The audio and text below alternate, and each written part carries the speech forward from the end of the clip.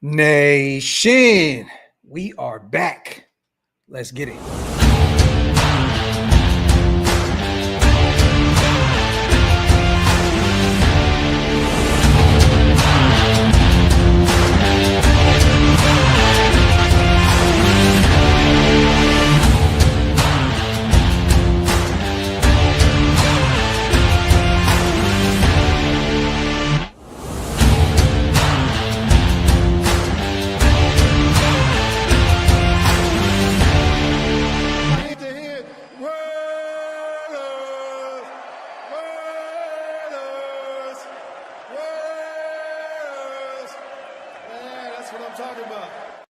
Yo, salute to everybody already here in the building, man. You guys know what time it is. We are back.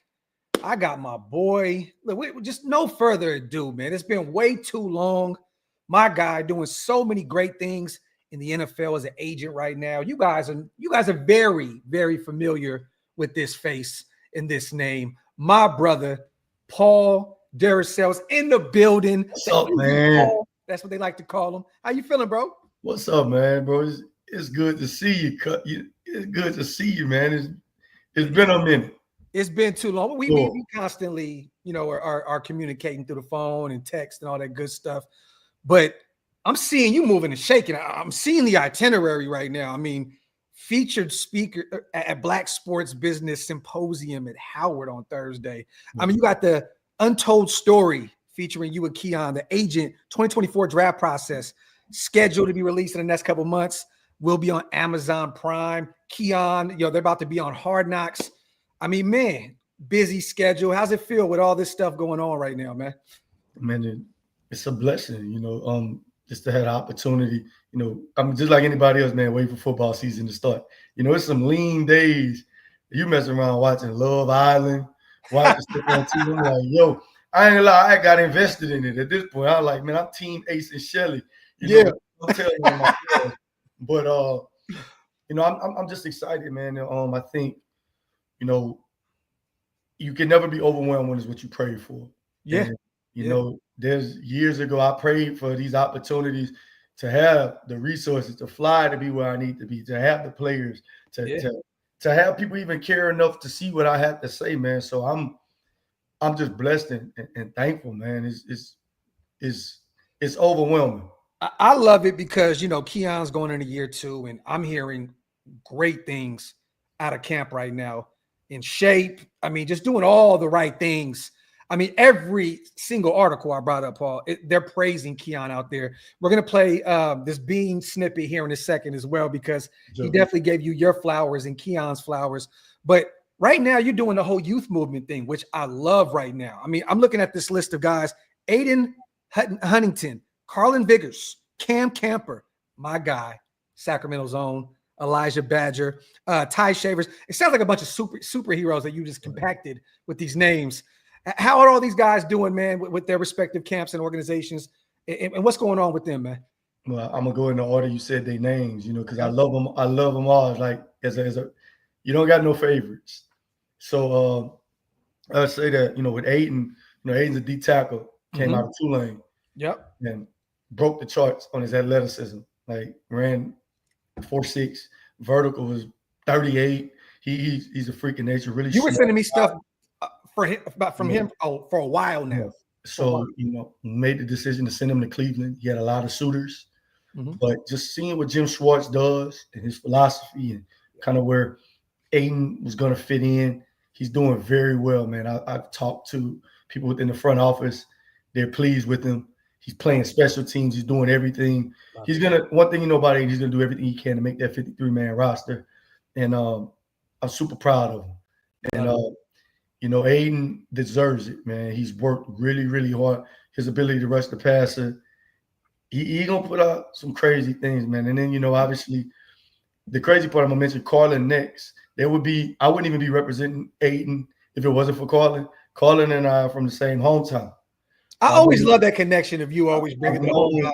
I love it. I've known Carlin since he was like maybe 3 or 4 years old. His dad, who passed away a couple years ago, was one of my friends. And every time he'll see me, Lil Paul, man, you got to get my boy right. And I made a promise to Carlin no matter what his draft stock would have looked like, I was taking it. Yeah. And I think one of the biggest things why, I enjoy having my own company and having my own autonomy is that ain't nobody telling me who I can and can't sign.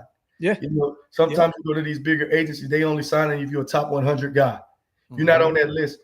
I told Carlin, even after, the Simmons deal, after Keon, I remember people like, man, you gonna still – I'm going to take him no matter what, man. That's a kid from my hometown, man. Yeah. So that's bigger than football for me. And sure enough, Carlin went out there, put out some good tape, did some good things. He was very close to getting drafted.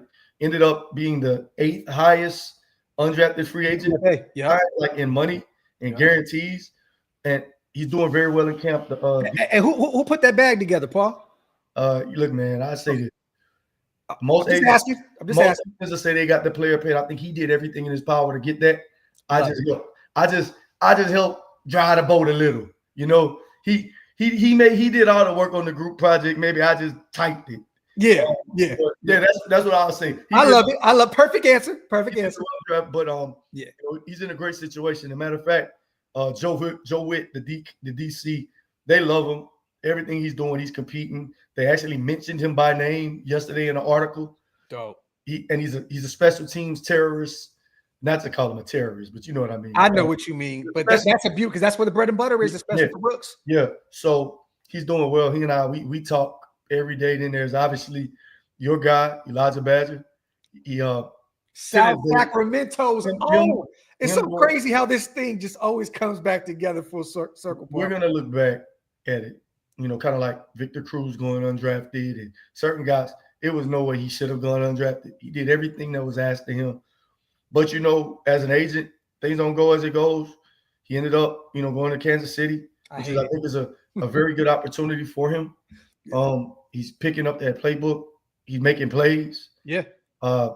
He can play special teams. He can do everything. So we'll just see how it falls out for him. But he deserves it. And EB going into it second, third round, I think he's as talented as any receiver in his class. Yeah. You saw what he did at Fort Lauderdale, 39 catches, 800 yards. Yeah. Did it in the SEC. Did it in Arizona State, did it as a slot guy, did it as a gadget guy, did it as a big X. And not even that, just the quarterback carousel out there in Florida. There was so much, played with 12 quarterbacks, man. Yeah, so much moving and shaking. Yeah. 0 drops last year. Went up against some first-round talent at Florida. We'll see. We'll see what the dust settles. And obviously, last but not least, Cameron Camper, Boise State.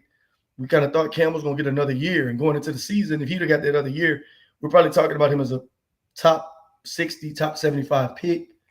He didn't get his year back. He's currently in Jacksonville. They're talking about him a lot. He's making noise. Big body receiver. Kind of reminds you of a Mike Evans type. Ooh. Ran a 4.5, 35-inch vertical. He can play. Really smart kid. So you can see, what I like as a receiver. You see it. I know. And at this point, man, all those guys are really, really playing well. And obviously, Ty Shavers is one of my newer clients. He was on the practice squad last year with Buffalo, but pushed to make that team every year. First time he touched the ball last year, 69-yard touchdown. He threw him a little bubble. Yeah. And yesterday was probably his best practice. So we'll see, man. I'm excited about all those guys, man. It's cool. It makes your job a little easier too with him out there, Keon, right? It's like you get to go to Buffalo and visit them both. I want to ask you this real quick because we're going to get into the player, organization, agent relationship, but how do you navigate through this, Paul? Because we hear stories all the time, and I know you've seen it. I know you've been through it. You and Keon's relationship is like, it just looks different compared to most agent, player relationships. What's the expectations with some of these young guys? Do they see that and they're like, we want that as well? I mean, Keon was a high drafted guy. He should have went in the first round. I don't know how he fell to the second, but is it difficult to navigate those waters?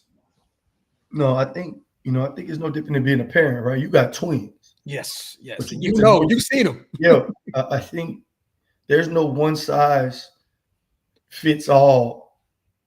You're not going to be the same agent to everybody. Yeah. And Keon might call me 5-6 times at the AP. What's this and that? Whereas Ty Shavers is 25 now. He's engaged. Got a fiance. Cam got to engage. Got a wife. So it's just sometimes you got to meet these guys where they're at.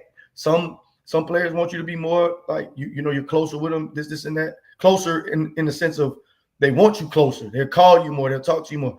Other players, It's more of we'll talk more when it comes to business. It's a weekly check-in. It just depends, man. But you love them all the same. Like there's no such thing as a favorite player. People might think, oh, they see me with Keon more, but they don't understand. I might be on FaceTime with Aiden for 2 hours. I mean, Carlin may talk this amount of time. So there's different relationships. And you meet, the more you get to know that player, me and Aiden are texting Bible verses back and forth. Right? I think every player is going to represent a different facet of your personality, and you be what that player needs, and you be the best that you can for them, man, because they're all in different situations. Keon is feeling the pressure of a second year, making that jump, whereas Ty is fighting to make the roster. I think that's the beauty in the agency, man, is that everybody's fighting for something different, but it's all the same goal, ultimately. Yeah. No, I agree with you, man. Salute to 10 Commandments. I love this question. What is the toughest to get from these owners, the money or the years? I hear many players are upset about the years. Is this accurate? Salute to 10 Commandments. That's a great question, 10 Commandments. I think a lot of it is kind of dictated by trends, right? So if you're looking at receivers now, most of them are signing 4-year extensions. Like even with the Jeffrey Simmons deal, Dexter Lawrence was a 4-year. Sometimes once it's the trends, once it's starting to be that, it's hard for people to go away from it. You're going to have to deal with the trends in the league, and then you have to deal with organizational precedent. For example, Cowboys are known for those longer extensions. Zeke did 6 for 90. They're going to get 5 new years out of you. Yeah. So some of it is organizational. Some of it is dictated by the trends of the league and what's going on. You're starting to see some of these running backs do 3-year extensions now. I think the guy out of the Rams just did 3.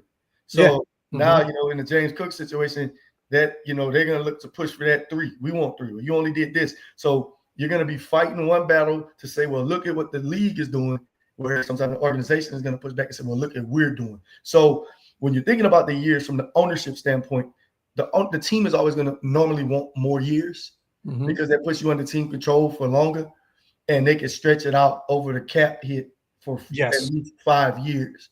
Whereas a player, you're going to want as much of a signing bonus as you can, but then a signing bonus is dictated by how much escrow and how much cash, whether that organization is cash poor or not, is going to dictate how big your signing bonus is going to be. So as an agent, you might lose on the years, but you want to win on the guarantee or the 3-year cash flow. So there's always going to be some give and take in any negotiation. You're not going to hit anyone out of the park. Yeah. No, I want to ask you this real quick, because I know you're going to say that Jeffrey did the work, and he definitely did the work.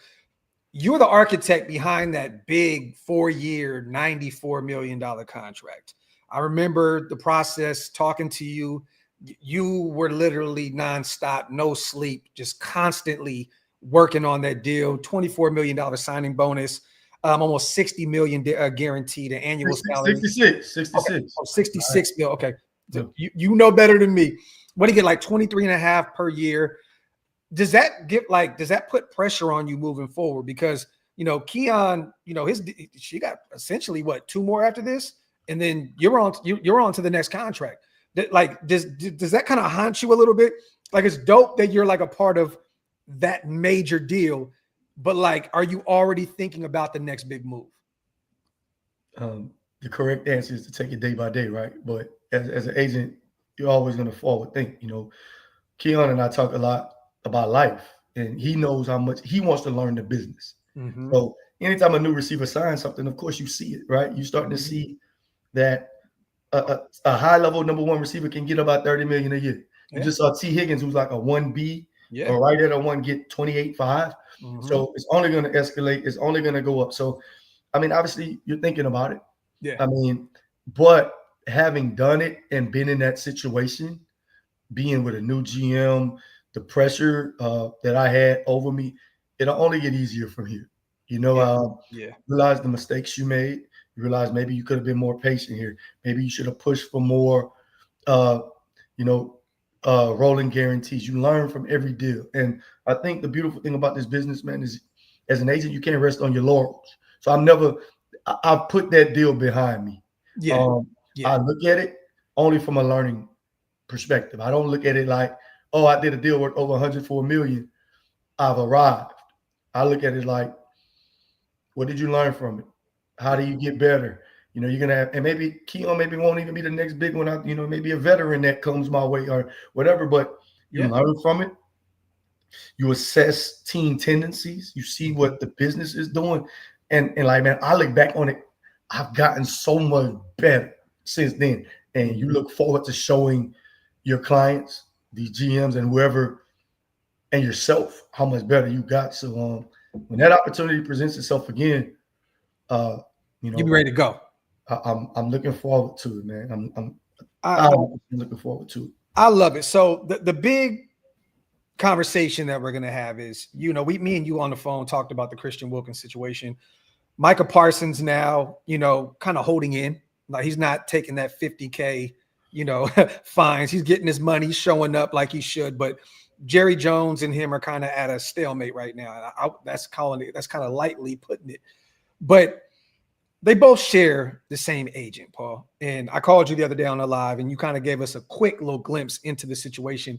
But I want to ask you, because there's so many different, and I still think that Mike is going to remain a Dallas Cowboy. I don't think that Jerry's going to let him go. That would be like organizational malpractice to let a guy like that go. But I think he'll remain there at some point. 11th hour, Jerry gets it done like he always does. But the Raiders are a team that has a ton of cap space, and pipe dream, you guys. Once again, I'm not saying that Mike is going to be a Raider, okay? But we're one of the teams that they keep pinpointing to Micah going to us, the Chargers. It's a few other teams. We have the cap now. We have the cap later. We have the draft capital to get it done. They share the same agent, Christian Wilkins. You know the story. We just let him go, released him. We're trying to get out of that guaranteed money because some nasty situations happen behind the scenes. And the rehabbing process didn't go the way the Raiders wanted it to. Sounds as though he needed a second surgery on the Jones fracture. He didn't want to get it. Feels like he's ready to go. Blah, blah, blah. But it looks like his agent is going to be fighting, like he should, for that guaranteed money and then some. So there's going to be a situation here where, the Raiders are going to be fighting this agent for a while. If Micah says to said agent, I want to be a Raider, I want to go there, no state tax. I'm close with Max Crosby. I would love to pair with him and create the nastiest edge rushing duo in football. You're his agent right now. Okay, Paul? Just putting you in and inserting you into the story. And you're having an issue with the Raiders right now. It's not personal, right? It's business. How do you handle said situation knowing that Micah wants to go there, but you're kind of in the middle of a nasty deal right now? Well, first thing is I want to communicate with the player and fully discuss the expectations, right? Mm-hmm. I mean, we probably all know that he's not leaving. No. But your job as an agent is, if your player, you work at the behest of your player. Mm-hmm. And if you're having those conversations and he wants you to explore that, you have to explore it and get your own personal feelings, however you feel about the organization because of, another player. Because you got to think about it. Yeah. You a big time agent. You're gonna have dealt with every organization anyway. Yes. There's gonna be some bad blood. There's gonna be some holdout. There's gonna be some level of contention in any relationship. Mm-hmm. But your job and your fiduciary duty is to your player. Mm-hmm. So even so, I doubt that it's really the beef with the agent and the Raiders right now. It's Christian Wilkins and the Raiders, and it's also the NFLPA. Yes. That filing his grievance. And the thing that's going on with the PA right now, it's a lot of turmoil within the NFLPA right now. Yeah. So the agents probably, I can't speak for him, but I'm if it were me, is like that's a whole different situation. Yes. Right. And Christian Wilkins, and then we're also talking Micah Parsons is, at a different point in his career. He's trying to get to that, top that 42, 43, probably asking for 50. They're probably to ask at this point. I think if there's an opportunity, he really wants to be there, and you look at it, you have to pursue it, irrespective of what's going on between, you and the organization in another situation. Case in point. Yeah. Case in point. T. Higgins and Jamar Chase share an agent, Rocky Arsenal. That's my dog. Mm-hmm. Free plug for you, Rocky. Happy birthday, belated too. But there was beef with T in that organization. Yes. And moreover, they had issues with Jamar the year before trying to get a deal done. Right. And ultimately, everybody put that aside, and they got not one, but 2 deals done in one all season. So generally, man, I think you can't take things personal in this business. Yeah. And that Wilkins situation is unique. That's going to be handled through the PA. There's a grievance that's been filed. The agent probably ain't even really involved in it anymore. Because at this point, you got Ned, the general counsel over there at the PA. He does a great job. Ned Ellis, Bean Cats, all those folks. It's in the powers of the NFL lawyer. It's lawyers now. It ain't even no more agent. Yeah, but there's no room to be emotional in this business as well, right, Paul? Like as an agent, it's like I may have some type of feelings towards this organization by the way they maybe have mistreated my client. But like as an agent who has several clients, you still have to have some type of relationship or rapport with the organization as well, outside of just your actual client, correct? Because I mean, players come and go, and mind you, I know you're more of you're like a player's coach. Like, I love it, right? So, but I'm just stating the obvious here. Like football is not for long; it comes and goes. You get clients, you clients leave, they're out of the league. You get new ones. Yep. Where's the balance there between like making sure I'm there for my client, but also still having that relationship? Because I know your relationship with Beane is growing. Yeah. Year in and year out with the general manager out there with Buffalo. But like, how do you navigate that? I think you navigate it by being a professional, and once your players understand it, like I'm the consummate professional, bro. Like I'm never gonna kiss the GM ass or anybody else. Like at the end of the day, I'm gonna go to war for you. Yeah, but I'm gonna go to war respectfully to the point where it's not personal, and I'm not burning down, obliterating things. Like I'm gonna always have your back and speak.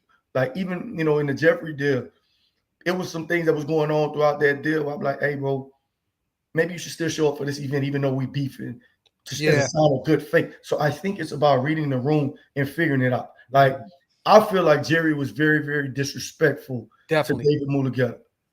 And trying to negotiate behind. Like the crazy part is that if a team were to negotiate with a runner or somebody who is not his agent, that team could get fined. Yes. So I think on the other side of the team, not trying to talk to the agent and then being this, the team should be fined. The Cowboys should have lost a draft pick for that, in my opinion. Yeah. But I think as an agent, your player has to always know that they come first. But they also have to understand that, yo, bro, like not only do I have a long career, but you got a longer tenure than just maybe this one team. Yeah. So if it comes out that like nobody want to deal with your representation, your representation is a reflection of you. So you don't want to burn that, because the Bills for sure got relationship with the Giants. You got to think about it. This league is one big tree. If you beefing with the 49ers, the GM for the Commander just came from there. Yeah. So it's a trickle-down effect. Sean, all those people. So you got to be very careful. And I tell this to young agents all the time. I get it. You want to show you fighting for your client, but bro, pick your battles. Case in point, the 4th-year guarantees on Keon's contract last year. I represent Ty Shavers now, who's within that building with Buffalo. So suppose I've been disrespectful to the cap guy and all this, as we disagreed on certain things. Bro, just be a professional. And I think you got a lot of agents that, I'm not gonna say no names, they want to be in the headlines. Like, bro, they want to do unnecessary stuff just to show they fighting for their client. You can fight for your client in several ways. Yeah. It could be a simple phone call with the GM, like, hey man, I didn't appreciate what y'all said about my client in the media. I thought we were keeping things in-house. Yeah. Like, what are we doing? That's better than me retweeting what they say and doing that. Because, it's a certain level of maturity. And I'll say this to you, Graphk, like maybe 5-7 years ago, I don't have that spiritual maturity to be the agent I am now, because I see stuff all the time. I read stuff. Hey, look, I see stuff. And Paul, 2 weeks ago? You're such a classy individual. I'm not going to speak on it. I will, because you family. And look, I don't give a shit. But I respect your business, and I respect how you go about things. You got to think about it, bro. It's parents of their kids. Yes. I got to be a leader. I'm a leader of men now. And people can say whatever they want about agents, like, oh, as an agent, you just getting paid up. You're a leader of men. Yeah. At the end of the day, within the word agent is advisor, Yes. which lends itself to counselor. So how am I going to advise you to block out the noise if I'm listening to that same noise? Yeah. If you watching how I'm moving, we can't both be crash outs. Yeah. You know? Yeah. So I just look at it, man, it's finding a balance, being a professional. And I keep using that word, but bro, being an African American agent too, who looks like I look, I got earrings, I got a beard, I got a Cuban on. People are going to make assumptions. Yeah. And I can't validate an erroneous assumption by going act a certain way. It's cool. Yeah. If I were dealing with like the situation, like you said about Christian, it's an unfortunate situation all the way around. Nobody really know what's going on, but as the agent, you can't let that Christian situation affect. Let's say the Raiders want to do a sign and trade right now. They want to trade him. Now, granted, if the Raiders do make this trade, as you know, they're gonna have to pay that trade luxury tax. Yes. Because if you getting this man to leave and he's doing all this, he gonna get whatever he want because you're not giving all that up for a 1 year rental. So what you gonna do? You gonna trade him and tag him for one? You can't do that. If you giving up what I think you gonna give up for Michael Parsons, he gonna be able to ask for whatever he want. I guarantee you, we looking at 4 year extension, $200 million neighborhood. Easy.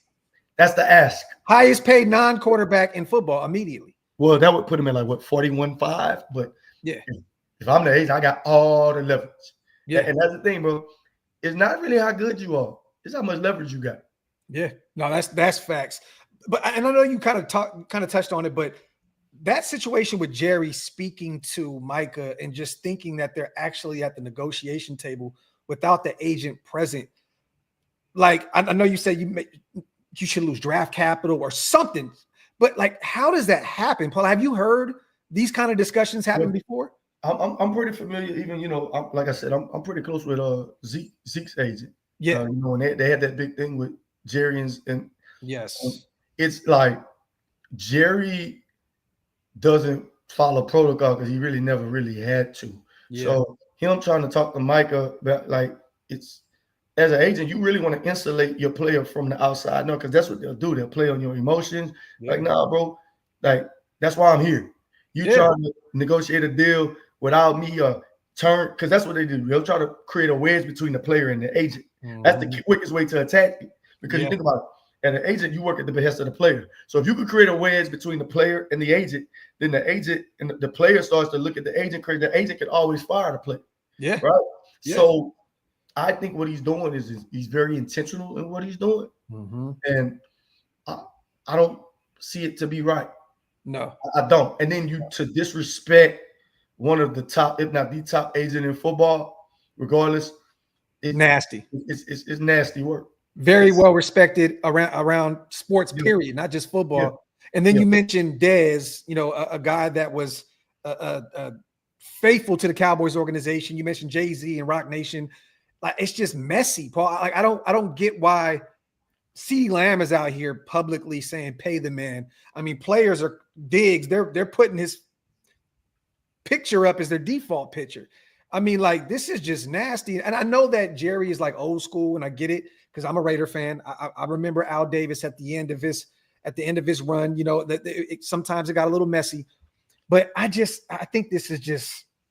It's just bad, man. I know that the tides are kind of changing in sports right now and stuff like that, but what do you think happens with Micah in the long run? Do you think that he just eventually signs with the Cowboys? And I want to ask you this because what does that say about Micah if he does stay? He put out a long note on Twitter, and Instagram stating like he wanted to remain a Cowboy, but he's done. Like, the disrespect has already been blatant and it's been put on full display.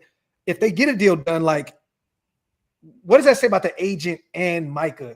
Because once again, Jerry very blatantly, publicly is disrespected both of them. Yeah, I think it shows that cooler heads prevail. Like, even in that note he wrote, maybe that was a part of moving this process along. Maybe he wrote that. Maybe he put that out to put their feet to the fire, express and sway public opinion in his. You've seen Shefty posting things. You got to realize, but all this is one chain.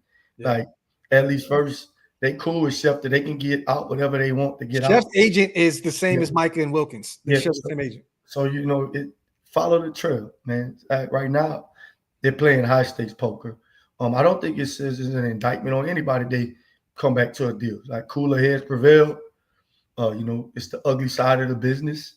Everybody's emotional. Only reason he got emotional because he cares. So you can look at this a lot of different ways. I think they get it done. And I can guarantee you, they ain't gonna care once they get that 42, 43. Oh no. Look, he'll be happy to go to work.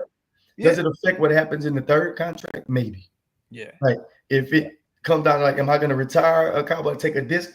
Nah, I'm good. I just gotta get my money. This changes my legacy.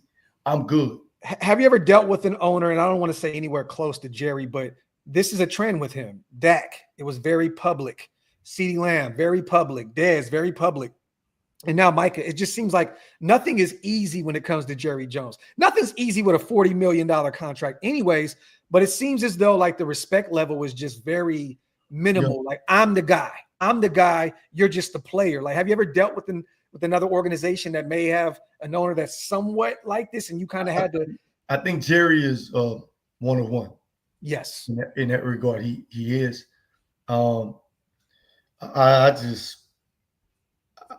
It's unfortunate. Hopefully I don't have to deal with one. You've heard horror stories about teams that have terrible management and ownership.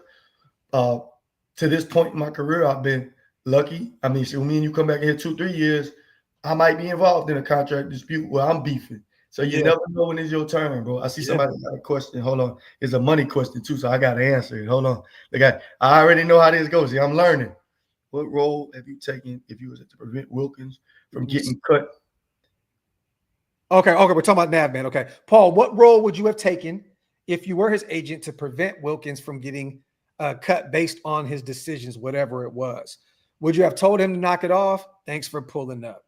That's a lot to go into that conversation, because once again, alleged, right? I want to put it allegedly out there. I don't want to, get sued or have any of us looking crazy, but there's some crazy talk behind the scenes, Paul, with this situation. So, what would you do, I guess, in a sense? Assuming it's strictly just a medical thing where, he had a second opinion and he didn't, at that point, like, once again, as an agent, all you can do is advise them of what's going on, what are the consequences to your action, and like, they might have a loophole in the CBA where they can release you because of this, and it could be justified. And are you like, more than likely it's not justified? In that case, we'll have to go through an injury grievance. And I'm pretty sure he was advised of all the extrinsic factors, everything that could have happened if it's medical. Now, if we're talking about this other stuff, man, I don't know. Luckily, no, we don't have to speak on that. I'll put it like this. I ain't got no players who do nothing crazy. At least I know who don't really play like that. But and there's a history of it, Paul. Like we talked, like Clemson, and then there's other stories. The Josh Allen. Josh Allen personally in that situation, and it's kind of crazy. So this wasn't new, but apparently he kind of. And then sometimes I think people, as an agent, a lot of time players have that other go-to person in their circle who can communicate a message to them. It ain't always the agent. Like some of my players, they got a big brother who I ain't got to be the one to say it. I hit up the brother like, yo, this and he's that. So, man, I don't know, bro. I can't touch that one no more. I'm happy that you're not, but I'm just gonna say this: it's very telling that not one player came out and said, "Hey, man, salute to our guy, Christian Wilkins." But it seems like everybody's okay with moving forward. Not only the general manager and the head coach, but his teammates are kind of like, just, hey, let's keep it moving, wash our hands of the situation, and let's keep it rolling. And maybe that's just because we're so close to football being back that they're just locked in, right? I don't think it's a personal thing, but it's kind of crazy, man. But salute to Nav. And I think health provided, like he stays healthy and gets back. He's super talented. Yeah. He'd probably go to the Eagles and get 15 sacks. That's just how it go, right? Yeah. So he, I wish him the best. And whatever's going on, everybody loves a redemption story too. You know what I mean? Yeah. Everybody loves a redemption. And I get it, like the Raiders fans, you emotional. You went 4 for 112 or whatever. But people have to remember, man, these players, they got the helmets on, they got the pad. People are human beings, man. And it's so easy to criticize. It's so easy to be like, you got all this money. People don't understand. There's a reason, some of these athletes committing suicide and all these things, man. It could be an unforgiving, dark world. So, like, more than anything, I always ask for grace for athletes. And people always say, well, you making all that money, that you got billionaire CEOs jumping off of cliffs. Like, making money doesn't absolve you from being a human. And I think people forget that, but I'm not, I know they probably in the comments talking about me, but you got to realize, man, it's just a game. Yeah. But it's hard and it's pressure. I can make a mistake as an agent and shit. They were talking about me as an agent on social media the other day, and my feelings was hurt. So just imagine, you make a mistake and the world's watching, people calling you a bust at your job or what you do. Like, it's some days you don't show up and have it. And it's like, people just think, oh, well, they make a lot of money. Like, go ahead. I don't want to go in, we're not going into detail about this situation, but I want to ask you this. With prior relationships with like prior clients that you had, does those conversations come up with new clients? Like, do they ask sometimes, like, what may have happened with this situation, before they sign off with you? Or do those conversations happen? I think so. And I think if you're going to build your brand on transparency and who you are, you have to be honest. Yeah. Sometimes relationships sever for, it ain't got nothing to do with business. Personal reasons. And honestly, it could be a situation where the agent no longer want to work with the player. You could look at that player and be like, you don't move in accordance to how I move, how I want to move, or how I want to build. So there's always two sides when a players and agents sever relationships every day. You can look every day. Sometimes it's business. Sometimes it's as simple as you find that, case in point. There's been a lot of times where these agencies won't even want a guy that, because he's not a top 100 pick. And that 5th round player turns into a superstar. That agency will wait and come poach that player and offer him something crazy. And you didn't even want him. Yeah. So I think that's why I'm looking at it like, I want to build with guys that I know that's rocking with me. And if we have a problem, we're going to attack it head on. So if a player ever has a question for me, like, oh, why don't you represent player A, player B? Hey, man, here's what happened. Here's how it went down. You can ask anybody. I got screenshots to show you what happened. But it wasn't because I did anything immoral or I didn't move right. You know what I'm saying? So you take it what it is, man. You like I always tell you, Graphk, as an agent, all these people call themselves super agents. You're nobody without your clients. Yeah. So in any business relationship, sometimes things don't go as according to the script. You move forward, you're thankful, and you don't, and you learn from it. Yeah. Does some of these situations create a thought in your mind where you may think, I don't want some of these relationships to be personal. Maybe we just need to keep them business. I mean, I know who you are, man. Whoever you're around, see, you love and you respect. I don't really see you move with anybody that you don't look at as people that you would want in your circle. I mean, I understand the business aspect of things. You're going to be around people for business reasons. When you're doing business dealings with somebody, look, I know that you respect and love the individuals that are around you, but certain prior relations, does it kind of put that thought in your brain? Like, you know what, man, maybe I just need to be a little bit more business wise with certain individuals than this, because you did say some of it is personal and definitely is. Oh yeah. There's that thought. Like I tell you, man, every year you want to grow as an agent. But I will say this, the moment I stop caring and it just becomes a number or it just becomes a percentage, I think I'm going to lose a lot of who I am and a lot of my love for this business. So with anything, Graphk, I think it's just about finding a better balance for me. Yes. Because, you get to loving these guys so much, right? Like they become your family. Like, well, you got relationships with their kids and their family and all these type things that maybe sometimes the personal, it can lead to you getting blinded and you don't see things.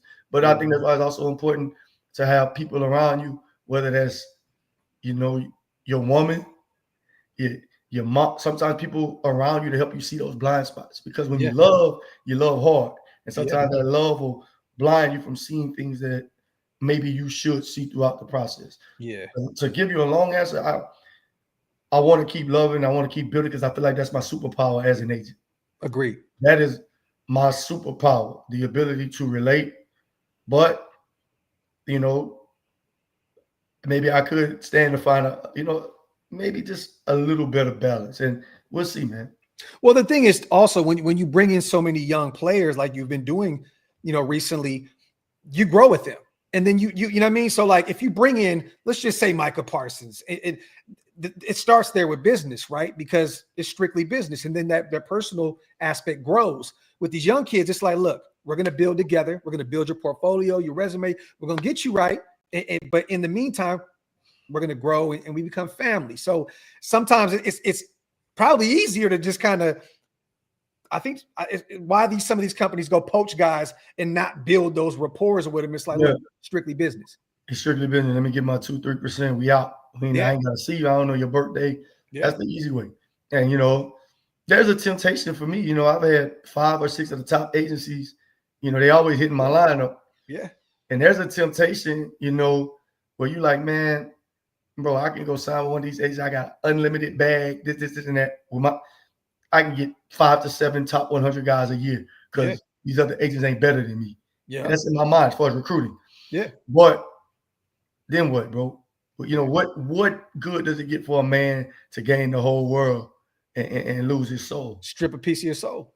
I'm not at that point right now. Not saying I won't ever be. Look, man, I might have to make some business decisions, but that day isn't here yet. I love it, man. Salute to 10 Commandments.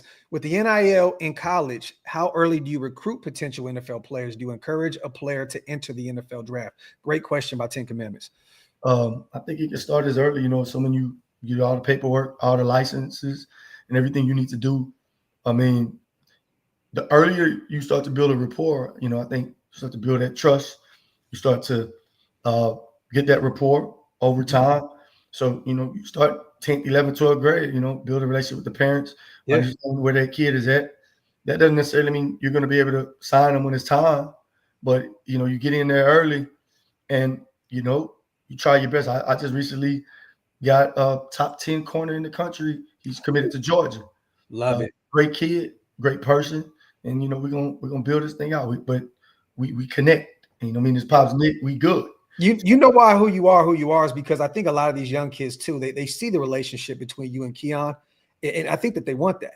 I think that they feel like I want somebody that's going to have my back and rock with me the way this guy rocks for his client. Not only his client, but I've seen you at the combine sitting with his family. I've seen you, you'll call me, hey, I'm in town. I got the family, like that is a real rapport right there. Paul, sure. Like you have a real connection with Keon and his family. So, I think a lot of these young guys see that. Salute to Nav, man, gifting 5 OLV Raiders Network memberships. Nav, I appreciate you, brother. Salute to all the new members in the building. If you guys want to become a member and you missed out on those, hit the link. It's pinned up top.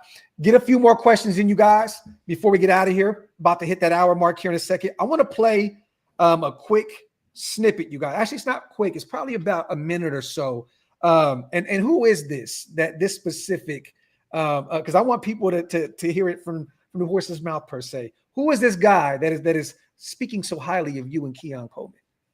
That's General Manager Brandon Beane, man. That's my guy. Brandon Beane of the Buffalo Bills. So yeah. We're gonna play this real quick, you guys. Keon Coleman, he's one of your healthy receivers at this point. We got to talk receiver at some point, right? That's what we're gonna do. Keon Coleman's healthy. That's the good news. Have you seen a response from him? Yeah. Like you've wanted? Yeah. I think I've been really, and it's not just here. Like I've seen it all off season. I think he came back, his agent and I've developed a pretty decent relationship. That I knew him, but didn't know him very well before we drafted Keon. And so he's one of those agents that, he gave Keon his opinion too of, hey, these are the things I see that can help you. And so Keon and him and us had a, kind of what his plan would be. These are the areas that we want you to attack in the off season. And I was getting a lot of videos of him training and doing things, and you could just see over time, like him beefing up a little bit, just growing in his body. Like I said, he was 21 when we took him, so he's not a fully grown man yet, even though he's a big guy. But he worked his butt off all spring, and I think we saw it from the minute he walked in the door at in late April and through OTAs, and But he's still working into that player. He's still a young guy, and it's not going to be perfect. We shouldn't expect him to look like a 5-year vet at this point. But I'm pleased with who he is. He's playing stronger. He's playing sturdier. He's obviously getting even more chemistry with Josh. Unfortunately, when the wrist deal happened last year, the offense has to keep rolling it. Sometimes it can be hard to. I'll stop right there. How does that feel, man? Like, this is a guy that came into the league, under your guidance and under your tutelage, a guy that respects you so much. And Keon does the work. He's a dog, you guys. Go back and check out the film from Michigan State and Florida State. Dude's a stud. But like, how does that feel to hear a general manager, give you high praise and even more give Keon, that kind of praise, because he's still young, Paul. He's still a young pup, and for him to coming into his body and having one of the greatest quarterbacks in football, maybe even the top, with Josh Allen. How do you feel when you hear stuff like that? Somebody sent it to me. Yeah. And I'm off. I've been off social medias for a minute. I love it. I don't know what was going on, and I'm just thinking, just a clip they talking about Keon, and to be mentioned by a GM, that was very humbling, because it means you're doing something right. Mm-hmm. It means you're not going about it like a traditional agent. You're showing them people that you really care about your guy, and I think when they care about the guys, like, you're showing them that you care about the organization too, because your players are part of that organization. Yeah. And this is one of the better general managers in football. Like, one of the teams that are competing every single year for a Super Bowl appearance. So that got to mean even more. Yeah, it does. And, me and Beane have had difficult conversations. We've had uncomfortable conversations. Yeah. But I think it's called building a relationship, right? Mm-hmm. You don't just wake up one day and say, I'm a super agent. Like, nah, Beane, what did you see? I believe in the word collaboration. It's like, what did you see? Here's why I thought we could have been better. And it's also like me offering my opinion about Keon's strengths, right? Yeah. Like, let me see, maybe line them up in a slide, just offering suggestions. We talked a little bit about the plan in the offseason, asked them what they needed to see from him. And you got to think about it, man.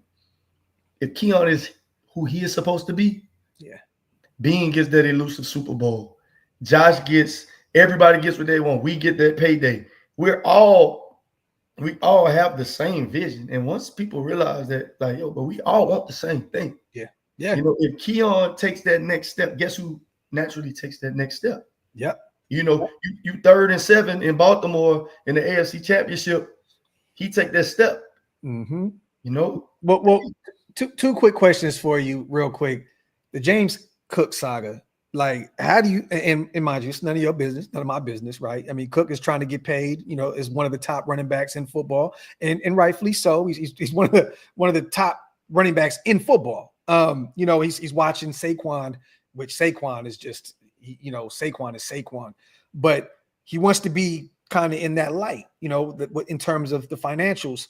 How do you, like, does that affect your relationship sometimes with your guys that are on that roster? Like in a sense of, like, it's sometimes it's Keon, like, man, we got to get this. Hopefully we get this done, because that's a big chip to that offense. Like, James Cook is not only a great running back, but he's great in the passing game out of the backfield, and he's a leader in that locker room. So, like, how does that affect, like, everything as a whole? Watching a guy like Cook, that's just like, dude, I want to get paid.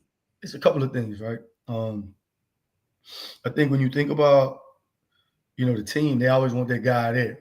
Mm-hmm. Like, be like, yo, you gonna help us win. They know how good James Cook is. And I've met Jimbo a couple of times. I've hung out with him in the Nike, the ones. He and Keon have a good rapport, a good relationship. Yeah. There's nobody in that locker room. They always want to see each other get paid. And the thing is, it's like, it's a kind of like, don't speak on another man's pockets or another person's situation. Yeah. It's an unwritten rule. Like, Josh got paid, I think Benford, the other people in the draft class got paid. You always want to see everybody get paid, and you want them to get as much as they can. Like, that is how players feel. Now, granted, I'm pretty sure, you're probably looking over yourself like, man, bro got this. I know I'm getting this, right? Or looking at other running backs who have gotten paid. But the facts are, in a negotiation, both sides are going to dig in and have their points. If, James Cook had a sensational season. Yes. And there's no universe in the world that even Beane, whoever will tell you that there's no universe in the world that Buffalo is a better team without him. There's no way. So at this point, you kind of saw what Williams got from the Rams. People love to play. Was it 3 for 32, right? 3 for 33. People 33. love to play the comp thing.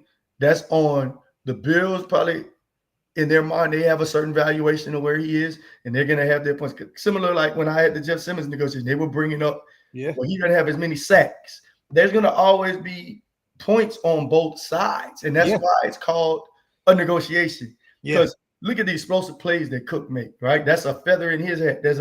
Everybody got viable points. There's a universe where Cook can make the case that he deserves 15 a year. Cold weather, like you got to run the ball. I'm just saying like this. These fans get on here and they start talking about, oh, well, he needs to take. Who are you to tell somebody what their value is? Yeah. And I know people think like, bro, you're an agent. You talking about like, bro, you're playing running back, which is the most volatile position in football. And you also know, tell me how many running backs have gotten 3 contracts. Yeah. There's not a lot of them. So let's talk about that, bro. Like, you have to understand, people never want to empathize with the player just because it's millions of dollars. Yeah. Bro, that's a big difference between making 21 million and 21.5 million guaranteed. Now, I hate that people act like it's not real, but this ain't monopoly. The NFL is not for long. People talk about a contract is a contract. Yes, a contract is a contract, but teams have 1 million outs of a contract. Yeah. It's called SIC. They can release you for skill, for injury, or for cap, right? There's ways to get out. And how many of you go to the casino? Raise your hands in the comments. I know a lot of them live in Vegas.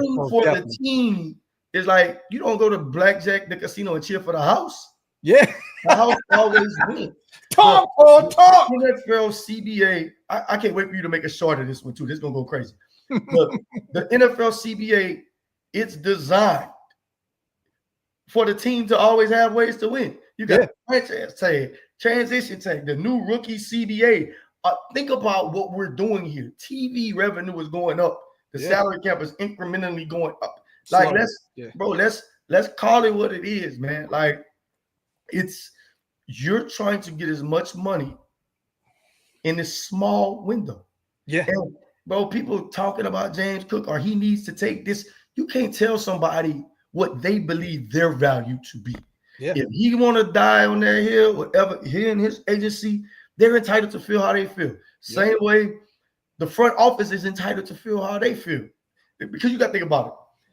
A general manager in the front office, they're pretty much the agent of the owner. Yeah. Their goal is to save the owner as much money possible by fielding the best product. Best product possible. That's what it is. They never trying to give a play. They never you got to go earn that Supermax contract. Yeah. It's not the NBA. Yeah. It's not the NBA.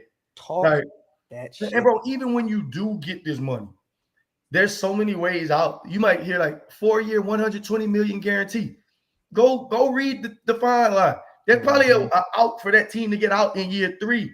If the agent didn't put rolling guarantees, a lot of times you'll see if he's on the roster by the 5th day of the league year, he gets this amount of money. That's called a rolling guarantee. Agents are starting to have to put those in there to protect themselves and force the team to make a decision so that that player isn't negatively impacted going into free agency. So that's why, like, bro, it's a chess. Drop them gems, Paul. Drop them gems. Right now, I ain't the same agent for 2 years ago, bro. You know, it's like this, man. It's like, I just wish fans understood more. They look at it like these athletes are greedy. They're never satisfied. Yeah. But if you at your job, Graphk, and they paying you $75 an hour, but you have performed in line with people who are making 80. Yesterday's price is not today. Same way they can ask you to take a pay cut if your performance has diminished. Yeah. Why are they allowed to like, yo, I've outperformed what you paid me? I'm just saying, like, let's be fair about it. And these billionaire owners have brainwashed the fans because, you know, you become a fan of the team. Yeah. Bro, at the end of the day, these people putting their bodies on the line, man. Like, I just wish people wouldn't get so pissed off at players and agents. Yeah. Like, bro, I might be getting cussed out by people in 2-3 years because I'm like, no, that's not the price, bro. Like, that's not the price. I'm just happy that Elijah has you as his future agent. Oh, for sure. We look at that point. At that point, I ain't, I'm better just, we locked in. We locked in. 15 years in it. At that point, you're 20. Yeah, facts. I have a question for you because you have a former second round guy, Keon Coleman, right? How do you feel about this year's monkey wrench with the second round guys? Carson Schweissinger gets guaranteed money in Cleveland. Jaden Higgins gets guaranteed money in Houston. And the next thing you know, it's just bonkers. Everybody's playing a waiting game. The Raiders, we were waiting for Jack Bech to get signed. And it was a stalemate because everybody's thinking, I want guaranteed money as well. How do you feel about that? Because Keon was 1 year off from that specific situation. Yeah. And his deal is his deal. Their deals are their deals. But what was your mindset about that? What happens is, with Keon's deal, we got 80% guaranteed money in year 4, which was a jump from 70. And below me was 62%. Yes. Right? So there's an 18. So we did what we had to do and we got out of there. Yeah. My thing was we at the top of the round, so we didn't have to wait on nobody. Like I knew what was happening underneath me. I'm like, Key, you ready? I said, once we get to 80, we out. And that's when me and Beane had. He didn't know. I thought that obviously you shoot for 100. Yeah. What happened was at 34, the Texans, who have been known to do things sometimes, I think they were one of the first teams to give a second round guy guaranteed money in the third year. Like they just do what they want. So they're not a traditional organization. Once the Texans gave, and Chris Cabot from Equity, another free shout out, Pat Mahomes' agent, got Jaden Higgins. They gave him 100%. So once you get guaranteed money at 34, 33 got to get it. Yeah. Because, so then you got at pick 40, who's a quarterback. So he's like, hell no, like I'm a quarterback. I need to get 40. So it's all these things going. So then you got 34 through 40 kind of waiting. So and honestly, bro, then you got the NFLPA sending emails to the agents, like, hold the line.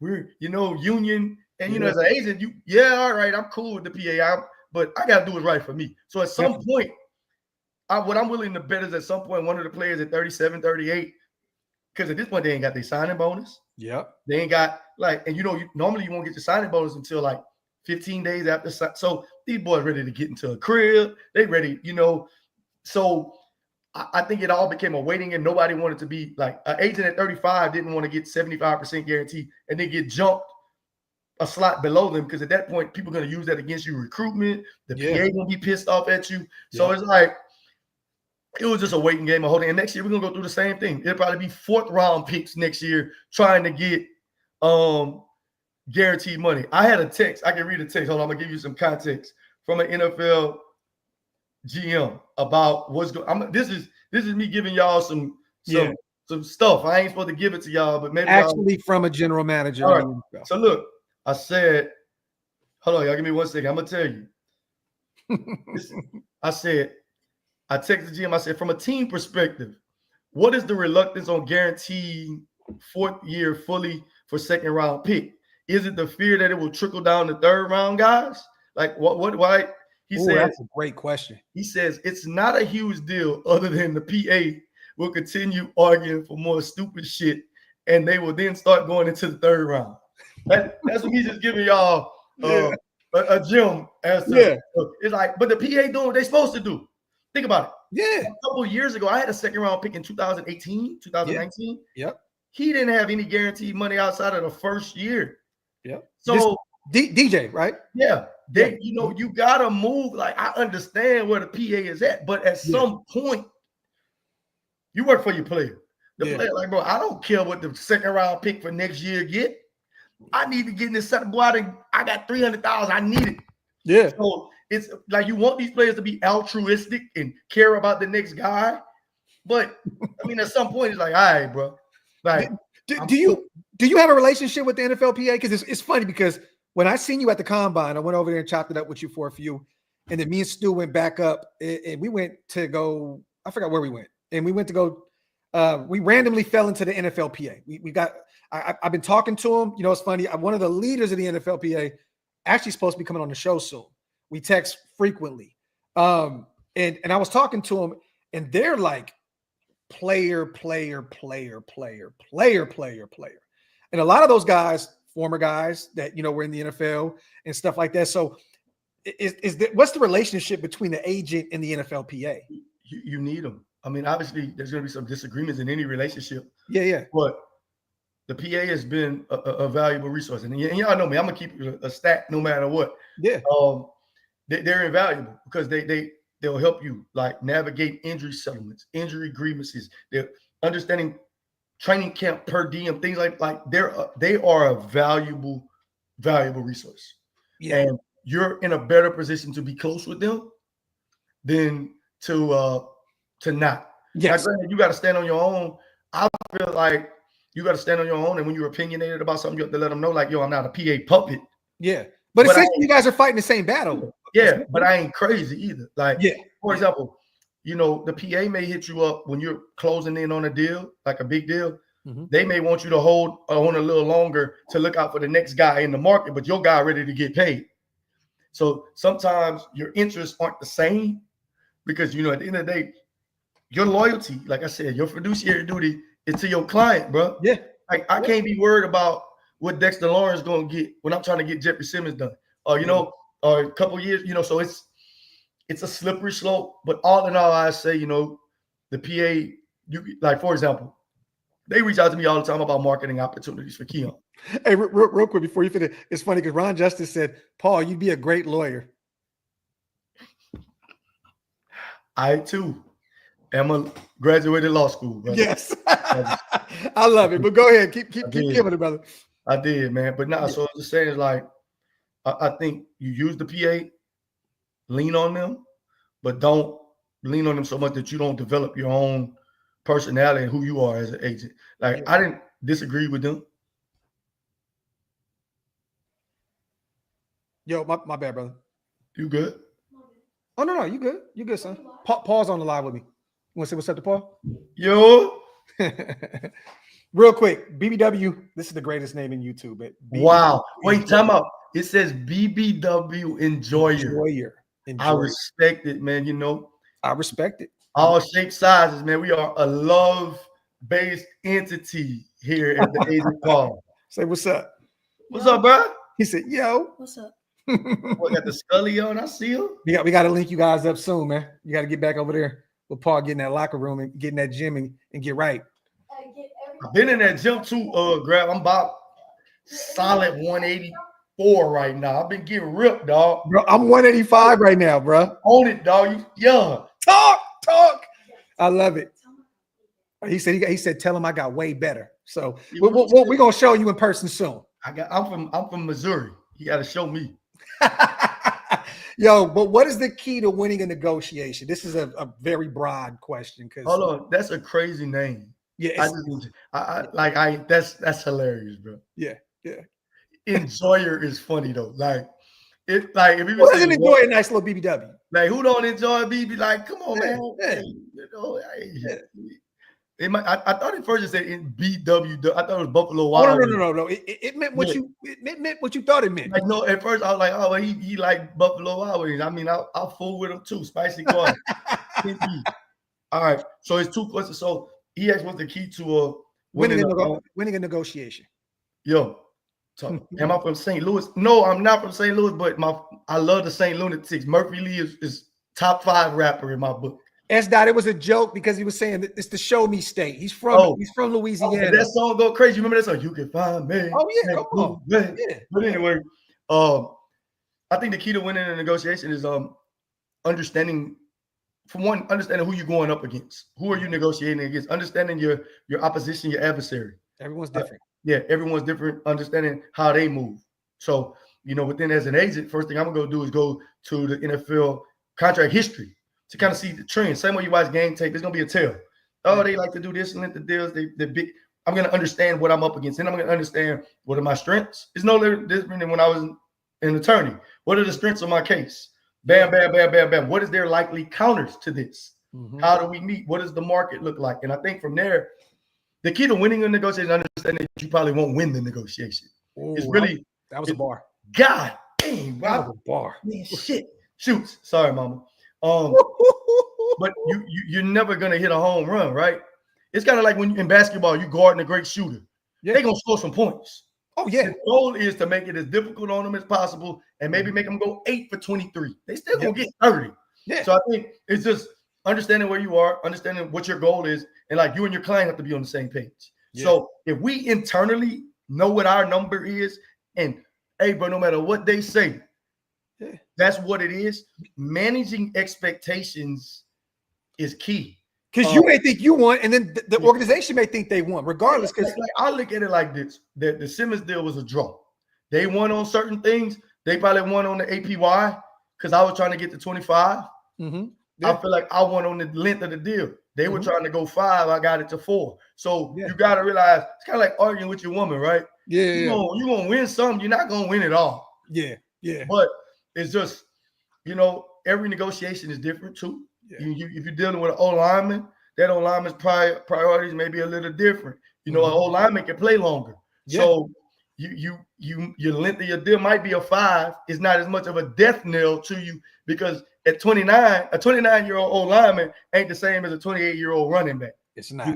Or there's this perception in the league. That's why Terry McLaurin is dealing with what he's dealing with. That there's empirical data that shows receivers hit off depreciate when they turn 30. Yeah. Your job as that agent is to counter that argument. Well, bam, bam, bam, bam, bam, bam. So if I'm in the Terry McLaurin room, look how instrumental he is to Jaden Daniels' development. Yeah. What we talking about? Yeah. Give me my 30. So you're not gonna win it, bro. You just don't want to get your ass kicked. I love it. Salute the hug real quick. From an agent perspective, what have you heard about our Raiders? Because I was going to ask this too. That was going to be one of the questions on the way out was, when are we going to finally get you a Raider? And have you spoken to the Raiders? I have. I spoke to the Raiders a good bit of some of my guys this year. They were looking to come get them. Yeah. I think Pete Carroll's players coach, I think there's a spy tech. I think he has a very good reputation. I think players would love to go to the Raiders. I think you look at with Geno being there. One of my homeboys' clients is the 4th round receiver that you guys drafted, and he's had nothing but good things to say. It's my Dante. Yeah, I'm friends with his agent. Oh, bro, that's my guy. Mm-hmm. I talk to him all the time. To Dante? Oh, Dante went on the show two or twice, but his agent and his man, I talk to these guys frequently. Yeah, that's my dog. Me and him talked the other day. So I think I've heard nothing but good things, and it seems like good facilities, place on the rise. And obviously, bro, that's the aura, that silver, but that's aura, dog. Like, call it what you want, bro. It's something about that silver and black. I'm not just saying it because I'm on your show. I remember, first time I ever seen a uniform, Jay Schrader was the quarterback. In that 13, Black Sunday right there. I used to play with him on the game. The white jersey with the silver. Yep. Come on, man. Marcus. I done met Marcus Allen. I never really expressed that, but the Raiders, bro, it will be a dream to get a player on the Raiders. And look, if I do what I'm supposed to do in this next year's draft class, I'm gonna have a lot of shots at somebody gonna be a Raider.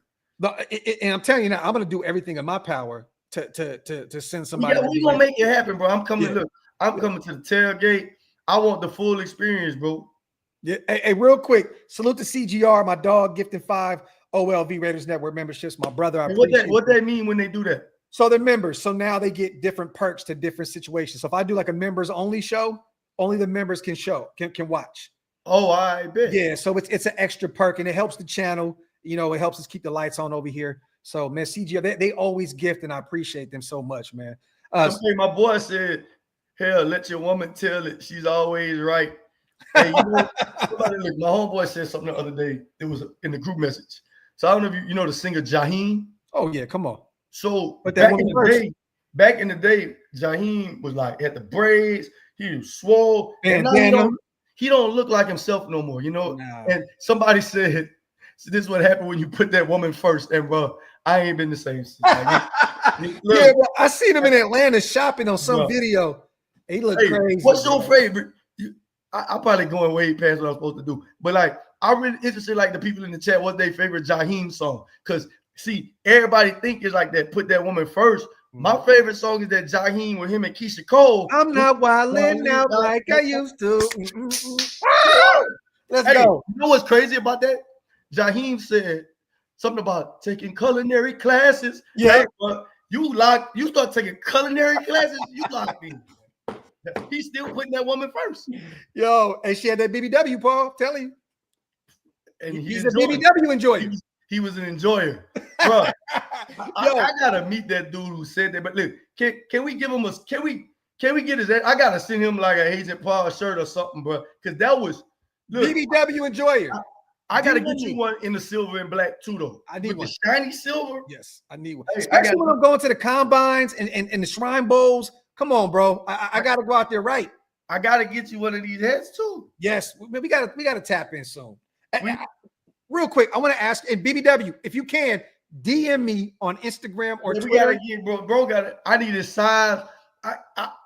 He gotta have a shirt, bro. Like I'm telling you, bro. Hey, somebody said no classes needed for me. I'm Italian. I like to look in the regular comments, like, cause see, I'm a man of the people, bro. I don't be having $3.99 all the time to say something. Hey, Bruce Biggins and Murphy Lee, but Murphy Lee was, bro. I saw Murphy Lee in the club one night. This was about 15 years ago. They played What the Hook Gonna Be. I was so excited. So this is my theory on Murphy Lee, bro. And this is why you should bring me on your show one day and not just talk about football. But on that Shake Your Tail Feather, yeah, Murphy Lee had the best verse. Oh yeah, he did. Also on Air Force Ones, Murphy Lee had the best verse. Murphy Lee was the best. Don't get me wrong, man. Murphy Lee ain't dumb, man. If the shoe is on the shelf, gotta have one man. Stop, bro. Murphy Lee on Shake Your Tail Feather. He killed it with the Cash Money. I'm young like Turk. I want that cash and that money. Bro, he was the most talented lunatic, period. Bro, it's not even close. I'm gonna make you love me. He got hits. And I'm gonna die on the Murphy Lee hill, bro. I'm sorry. My bad, bro. I just had to say that. I love it, bro. That ain't had nothing to do with nothing. My bad, bro. Hey, real quick, man. Salute to the chat. This is the last question I got. All right, bro.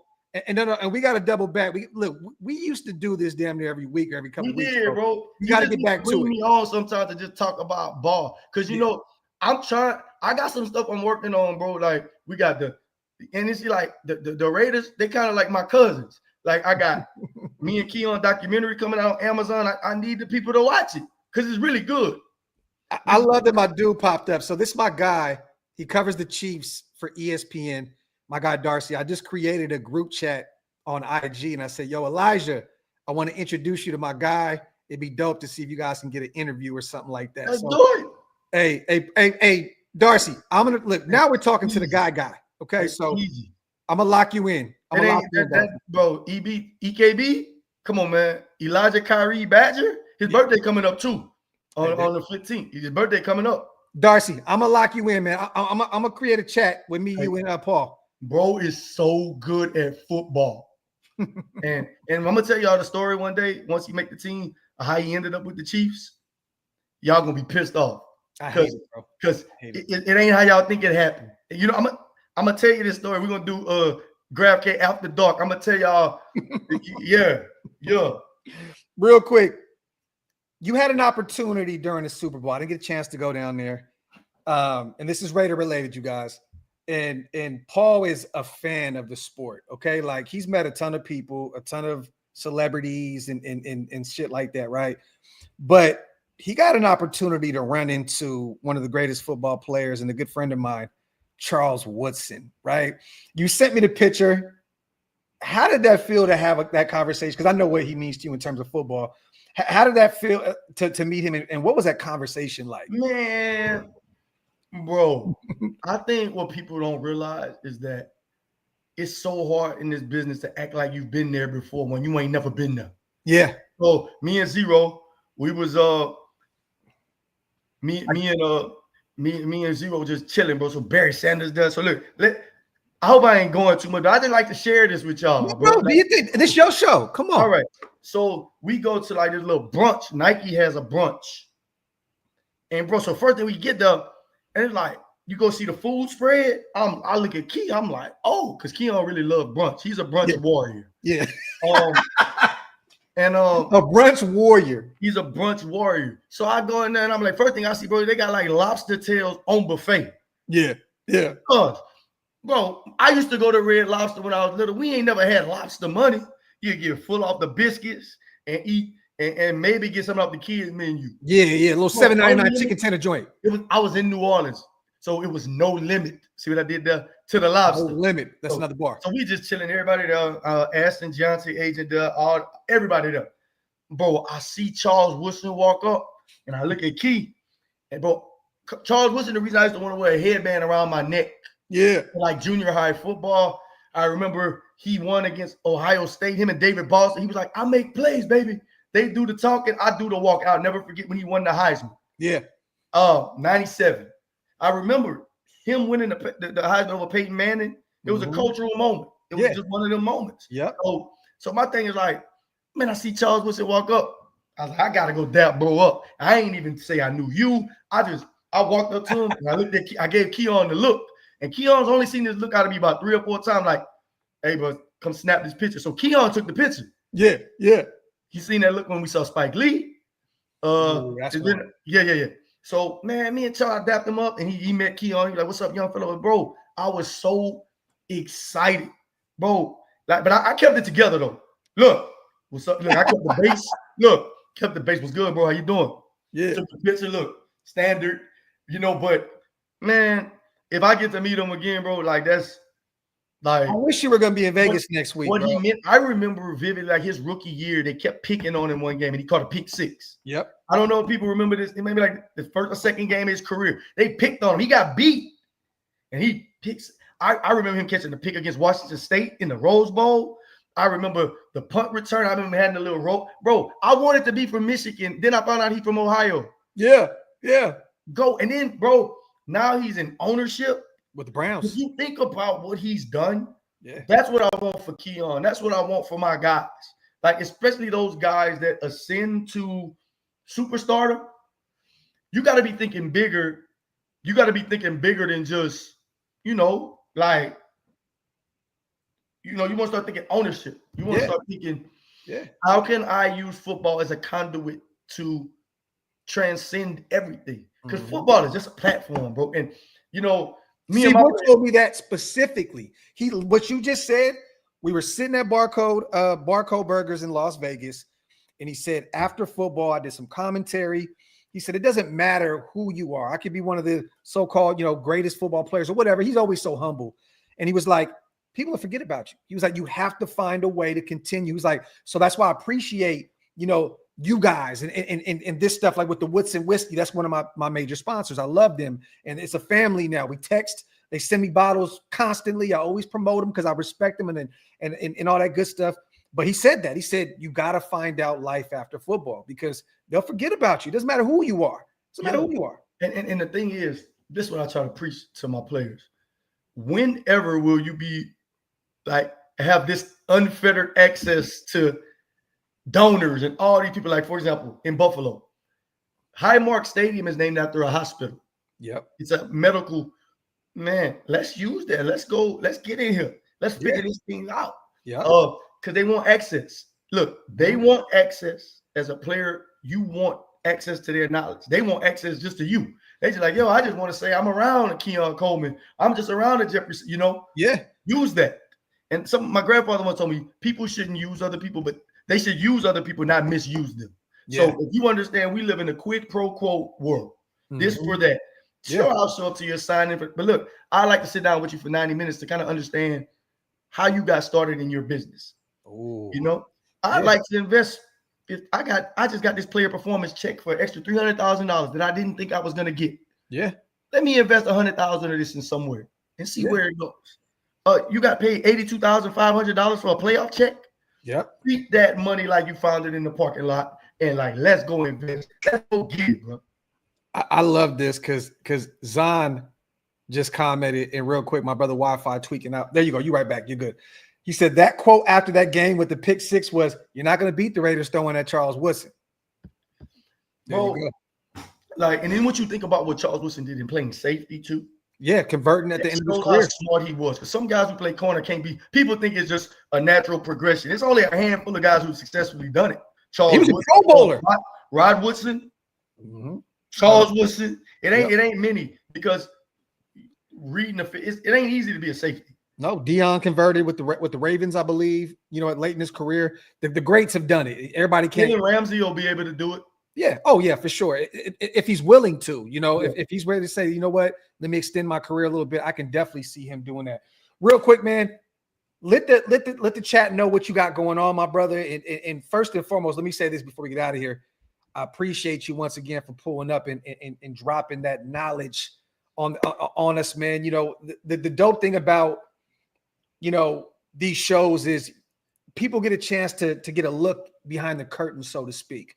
You know what I mean? I don't think a lot of people here would ever understand the agent dynamic with the player, the organization. So I'm going to say thank you so much, brother, for pulling up and always being there for me when it comes to these shows. What do you got going on moving forward? I know the Hard Knocks with Keon and Buffalo, they're right around the corner. Week 1 is on the way. What you got going on right now? Keon has, with Hard Knocks, he has something with Verizon tonight. Like, it's the debut tonight, I believe. Mm-hmm. So he gonna make a little bread, do what he got to do. That's that. As far as me, man, my mom called me yesterday. She said, "What's your week look like?" And I told her, she was like, "Yo, so I'm gonna tell y'all what the week looks like. Tomorrow I have to go back to Dallas. I'm in Houston right now. Go back to Dallas early.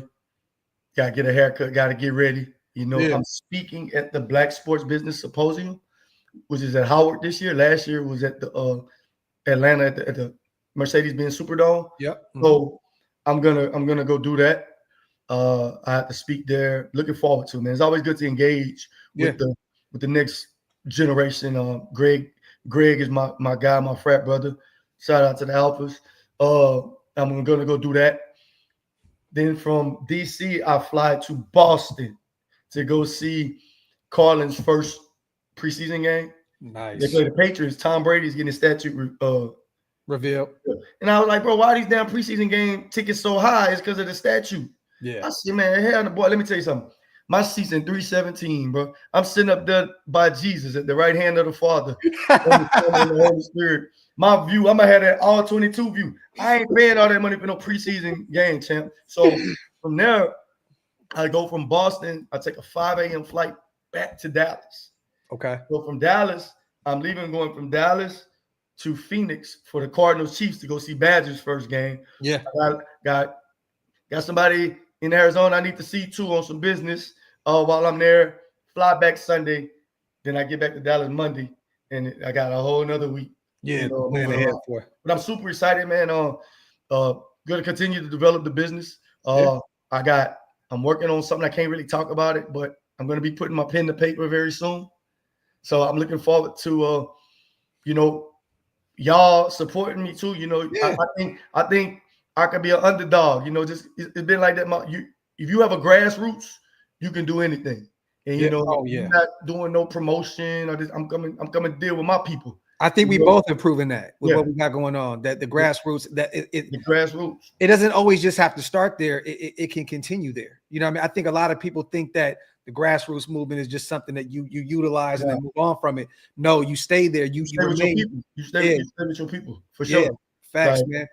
But what else you got going on outside of that? Man? Just ready to rip and run. And I'm super excited for them to finalize the untold story. Like there's they came, the camera crew followed me and Keon for a good bit of the pre-draft process, the draft process, draft night. They came back to Buffalo. It's gonna be special, man. I'm excited. We're gonna probably have an event in Eunice, man, to debut it. So if you could come, we're gonna get on the red carpet. I'm from a town of 13,000 people, bro. Bro, so, if you just let me know in advance, bro, if you're gonna do it, I'll drive down. Hey, these moments like this, bro, you just want to share them with your people, man. Yeah. I'm excited. I'm very optimistic about what the future is going to hold, and I just want to keep getting better, bro. And like I said always, man, I can't thank you enough for giving me a platform.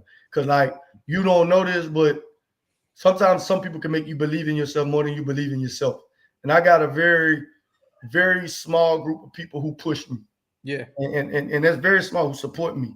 And I consider, you've always made me, you done made me believe I was the one when I felt like I was the 8, So I really, really appreciate y'all for championing me and supporting me.